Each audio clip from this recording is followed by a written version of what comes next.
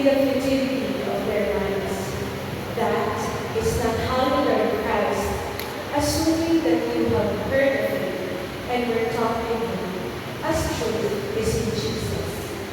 That you should put away the old self of your former way of life, corrupted through deceitful desires, and be renewed in the spirit of your minds, and put on the new self, created God's way in righteousness and holiness of truth.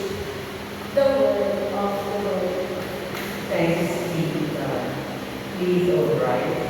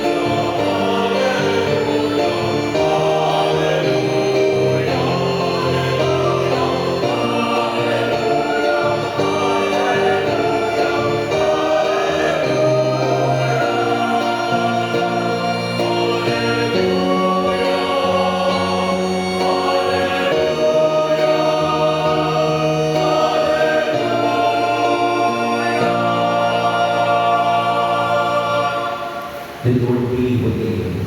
And with your spirit. The proclamation of the Holy Gospel according to Saint John. Glory to you, O Lord.